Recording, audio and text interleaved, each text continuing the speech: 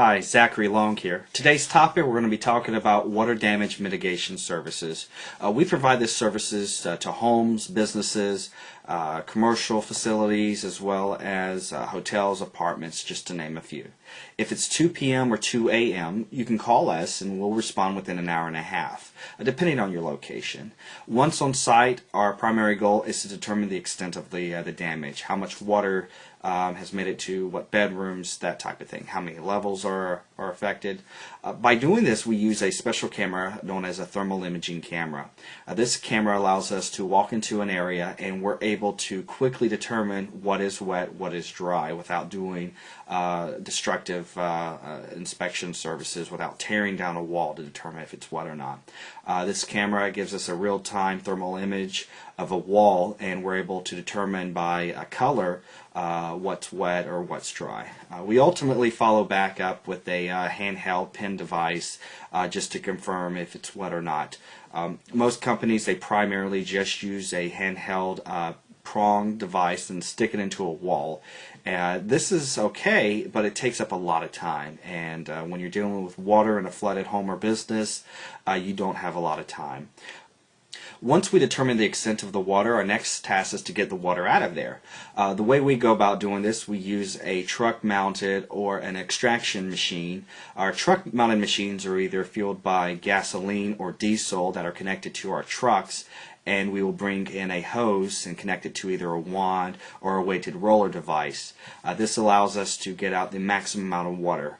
Depending on the level or the height, in a large high-rise, something to that effect, we will use a portable electric power extraction machine and connect it to a wand. So those are just a couple of the ways we get the water out of there.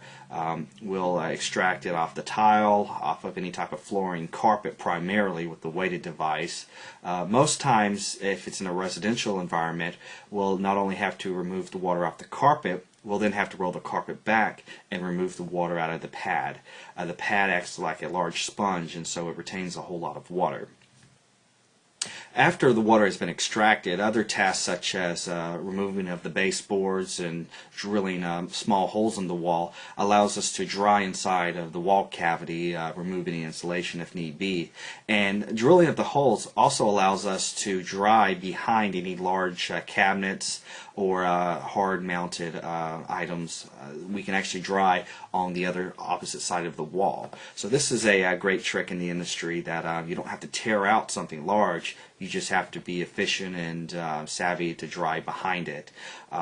After this is done, specialty drying equipment such as air movers, dehumidifiers, or other items are placed inside your home or business. Air movers create a large disturbance in the air. This allows a lot of the water molecules from the flooring and the walls to be discharged up in the air. And also it allows the dehumidifier to take that air in and separate the water from the air, and obviously discharges warm, dry air. So it's a big circulation of air, big process, but very effective. Other specialty items such as hardwood floor drying systems will be placed in your home or business. This allows us to strategically place mats in areas of the hardwood floor so that we can create a suction and draw up that moisture that are underneath the boards. Many cases, the only type of additional work will need to be done is just minor cosmetic buffing, that type of thing. This is far greater than having to replace all the damaged wood due to swelling or buckling. We've had great success, great results with this process. At Elite, our goal is to dry the structure as soon as possible with this little demo caused by us. Our intentions aren't to go in and tear out every piece of drywall, every piece of flooring. We rely on specialty drying equipment and specialty tasks that allows us to dry your facility efficiently as possible with as little demo as possible. But the importance of responding to your loss is key. A delay of 6 hours is bad, but a delay of 12 hours is even worse. By us responding within a few hours, allows us to save additional damage and prevent damage to your contents, and ultimately prevent damage to the environment, such as creating mold growth, any type of environmental conditions such as that. Especially if it were a sewage loss, something of that nature. You want to get it out as quick as possible so that you don't have to deal with odor issues or any biological issues. It's important to have a plan in place because it's not a matter of if it'll happen, it's a matter of when it'll happen. You probably hear me say that a lot, but it's very important to know where to turn off the water or have things up off the floor in a basement or a storage environment. Keep things out of cardboard boxes. Keep them in like totes, heavy-duty plastic totes, or elevated slightly off the floor on a good shelf, something to that effect. But I hope these videos are very informational and beneficial for you. I don't want to be the bearer of bad news, but these things do happen, and it's important for you to know that when life happens, we're here to help.